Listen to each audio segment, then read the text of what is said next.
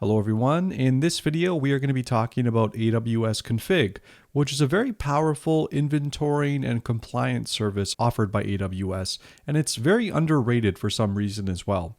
And so what I want to do in this video is give you an idea of the key features of AWS Config and show you how to set it up and what it's like to use. So I'm in the AWS Config console right now, so you can get here by just typing in AWS Config if you like, but this is what the homepage looks like here. And so the first thing that you need to do when you come to this page is that you need to set up AWS Config because it is not enabled by default because there is a cost associated with it. So what you can do is either click on the one-click setup or the Getting Started button. The Get Started button gives you a whole bunch of options that you have at your disposal. This is more suitable for folks that have a good understanding. Maybe you already read the documentation or watched a different video of all the different settings.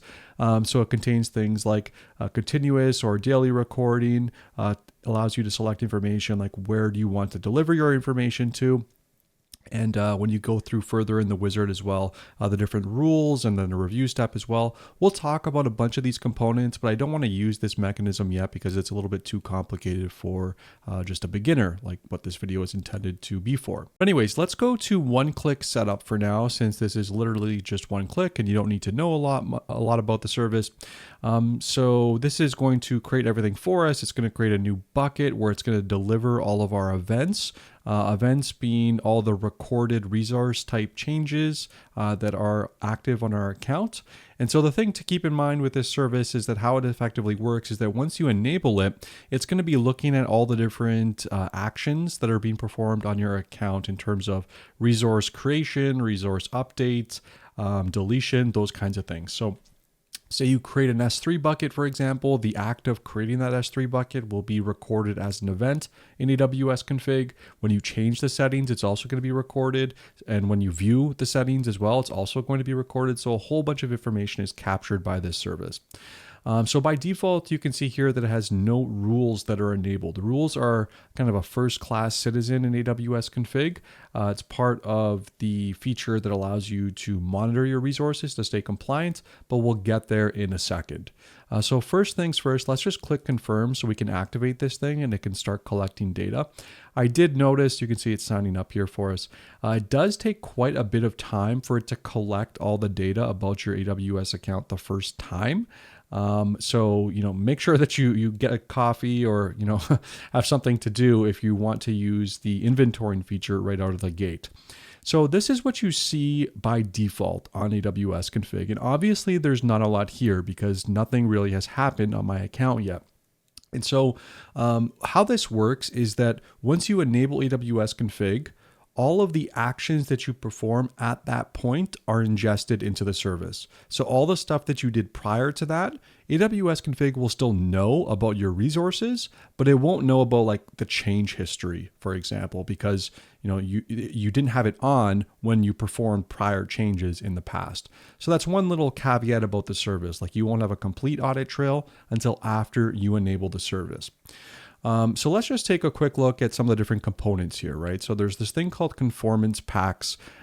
These are kind of like these pre-canned rule sets that contain best practices essentially about different pieces of infrastructure. So you can apply them to an API gateway, for example, and by having this conformance pack enabled on your account, it'll notify you when anyone creates an API gateway with settings that do not conform to this compliance pack, right? And so within this compliance pack, you have these rules, and these rules stipulate what the rules are, like the different APIs and values to check, so on and so forth. So that's how the conformance packs work, and that's generally how rules work. Then down here, you just have a snapshot of the different compliance statuses, so showing like nothing is non-compliant since I haven't enabled anything yet. I'll come back here in a second to this chart. Shows you the resource counts that are non-compliant, similar to above. Resource inventory, I have nothing in this region. By the way, this service is region specific. So right now I have nothing in Oregon, but I do have stuff in US East 1, and I'll show you what this page looks like when you do have data inside of it. So nothing is here right now, unfortunately. but we'll get to that in a sec. And this graph section, the one below, just contains metrics about, as things are happening to your account, different APIs are going to provide data to AWS Config. So you'll be able to see like a snapshot of how things are chugging along over time. So that's what this looks like right out of the box. Let me show you what this looks like for my other region, which is in US East 1, that does have stuff enabled. I'm actually going to do this in a different tab so I can come back here after. So I already enabled AWS Config on my other AWS, not service, but my other region, which is US East 1. And let me just make this bigger so it's consistent. I believe that's the right size. Cool. So on this region, a couple things are different. You can see here, I have an S3 pack that I'm using. I called it S3 pack, but this is a pre-canned set of rules that AWS provides regarding S3. You can see only 44% of my S3 buckets are compliant, which is not good for me. Then you can see the status of all the different rules that are within. So you can see that 12 rules have violators and 53 resources are violating them. I have 3 rules where everything is compliant and nothing is going against that rule. And then we have the specific rules, right? Because every pack contains n number of rules. So you can see like this one, replication enabled, there's 25 non-compliant. So these are all contained within the pack, right? And so if you look down here, here's the resource inventory for this account. So you can see like the different characteristics of, I have all this stuff in my account. I didn't even know I had some of these things. So this is kind of useful as well. I guess you can get the same information from the AWS billing console, but maybe not necessarily like the quantity of each one. And you can drill down, I don't know. Actually, I don't think this does anything. This drop down is strange. Anyways, this is what it looks like when you have all of the data here. So this is what you can expect once you have this feature enabled. Okay, we'll come back here a little bit later, but let me go back into my other Oregon region here, and let's just start playing with this a little bit. All right. The first thing that we can do is let's try to create our own rule. Okay. So we go to the rule section over here on the left-hand side. You can see our rule is a compliance check that helps you manage your ideal configuration settings. An AWS config evaluates whether your resource configurations comply with relevant rules and display the compliance results. Cool. Okay, let's see what this actually looks like. So let's go ahead and click on Add Rule here. And so you have a couple different options on how to add rules. The first one is you can add a pre-created AWS managed rule. These are ones that AWS created for you. They contain all the most common circumstances. They contain best practices for all sorts of different AWS resources. Okay, I'll talk about this in a second. Then you can create custom rules using AWS Lambda functions, where you can say, like, you can put custom logic that evaluates the incoming event, looks at the API, looks at the content of the event, and decides, does this event or resource comply with my rule set or not. So this is great for very custom rules that you'd like to implement that require some very specific business logic. And this other thing here called custom rule using guard, this is a relatively new feature, and it uses this syntax that I've never heard of before prior to learning about this feature, but it's kind of like a DSL or domain specific language that you kind of write it in this language, and it's not quite as flexible as Lambda rules, but it effectively allows you to add some simple things using this syntax, which I don't really have the time or the patience to learn this particular thing, so I just probably go with creating a Lambda and doing it myself. Anyways, you can explore creating a Lambda rule and creating a custom using guard on your own. For this purpose, I'm just going to do AWS manage rule because it's the most specific, or because it's the most simple one to understand. So you can see here, there's quite a few. There's 575 that are offered by AWS. So let's go with something like pretty straightforward and simple to understand. Like a common thing on AWS is to make sure that your S3 buckets always stay private, right? Like they're not open for public access, unless you're hosting a website or something where it makes total sense to do that.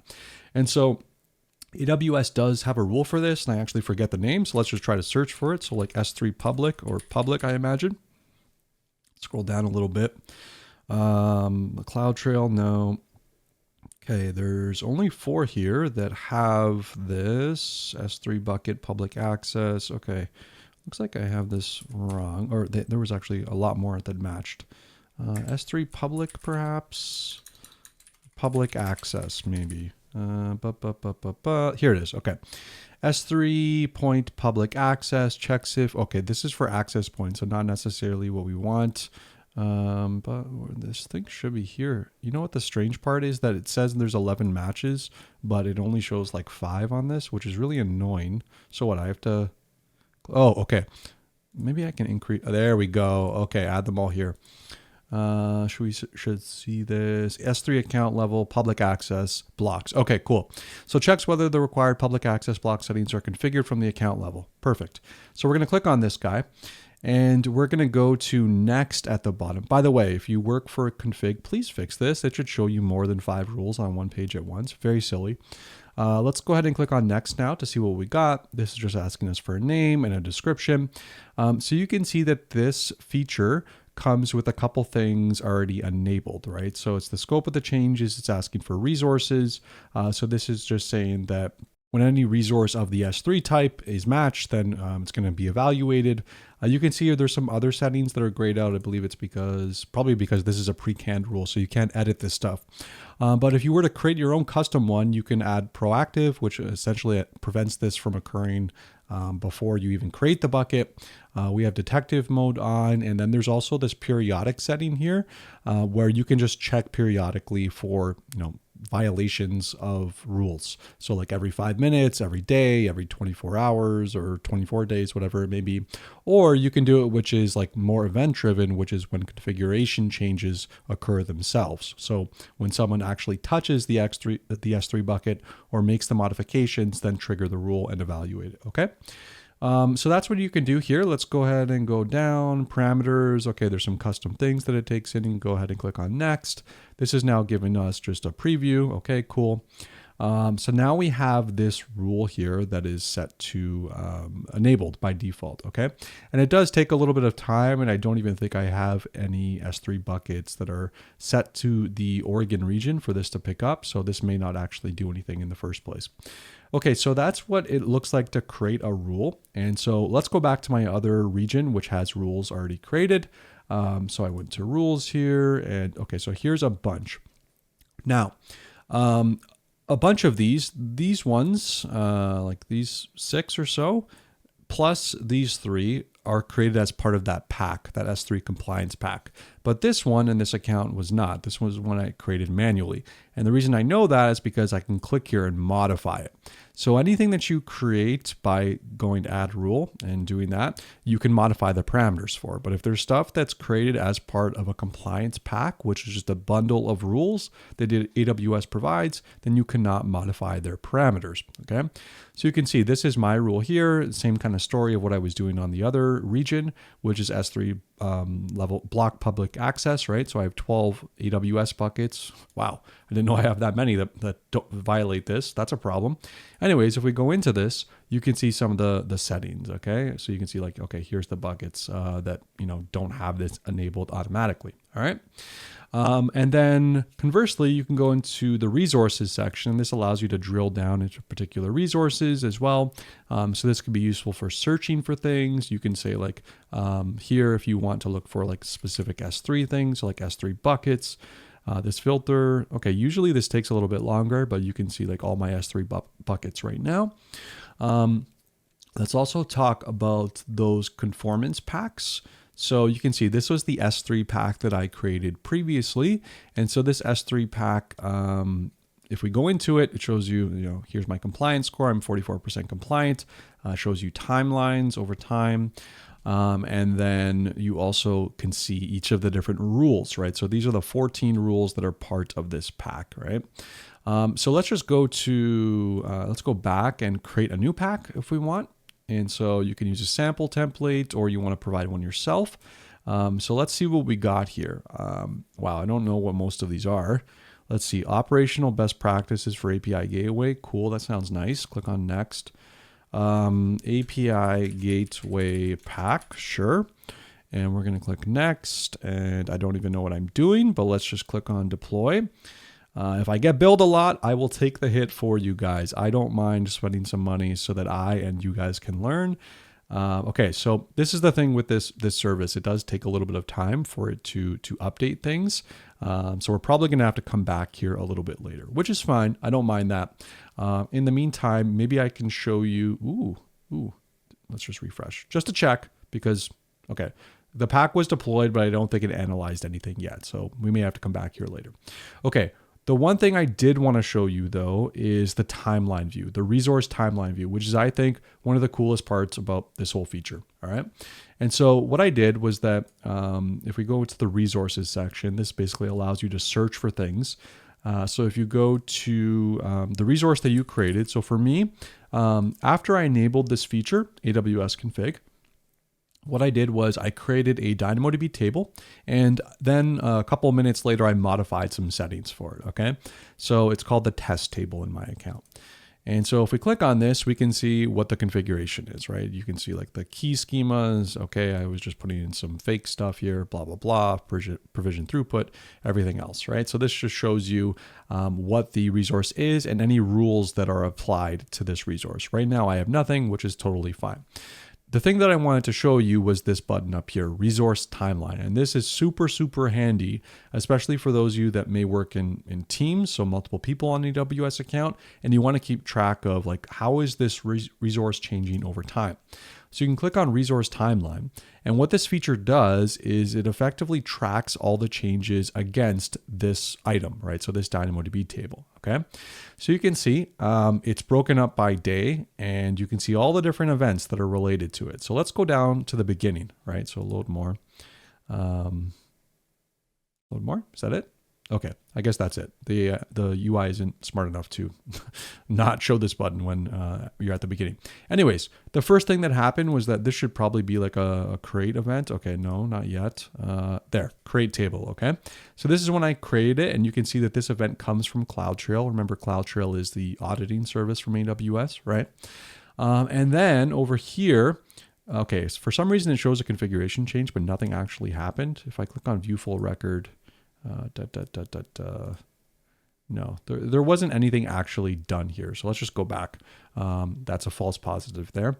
So this is just like during the initial creation, I guess it records some event. It considers it a change, even though it's a creation. But what I did do later in that day is that I changed something specific. You can see here, 3 fields changed. Oh, now that I look, it says 0 fields changed. Okay, we probably should have seen that and known otherwise. Anyways, if you click on this, you can see here that I enabled DynamoDB streams, right? So it shows you a diff of what it was before and what it was after.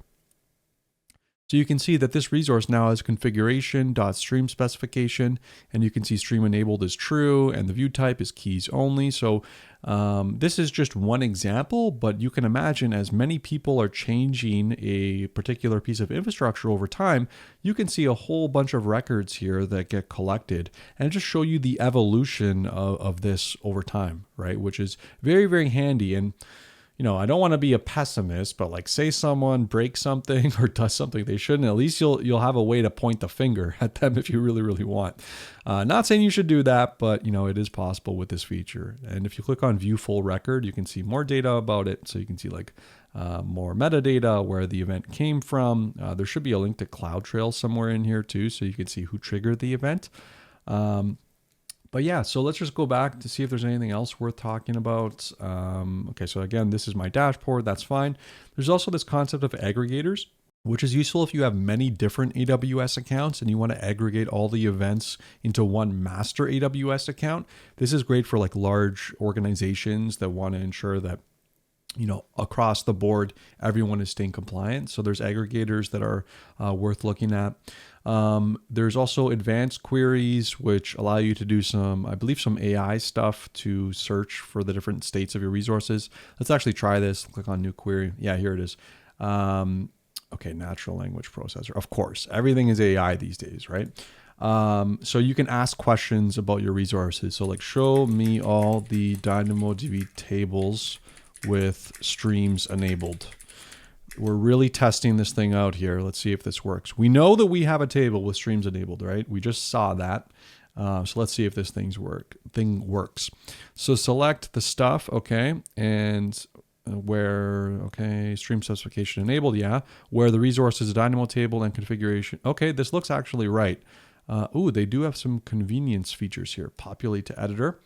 We can run this. Let's see. Oh, it did work. I am actually pleasantly surprised. So there you go. You can use the text to, text to text or text to language feature here using this AI thing. So pretty handy.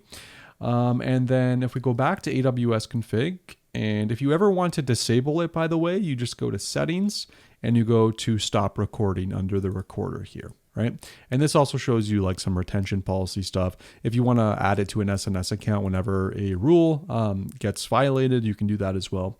But yeah, there's a couple things that you can take a look at here that aren't super important. But anyways, if you want to stop recording, click this button here. So yeah, that is AWS Config, a very powerful yet underrated inventorying and compliance service. Thanks so much for watching. If you enjoyed the video, please like and subscribe, and I will see you in the next one.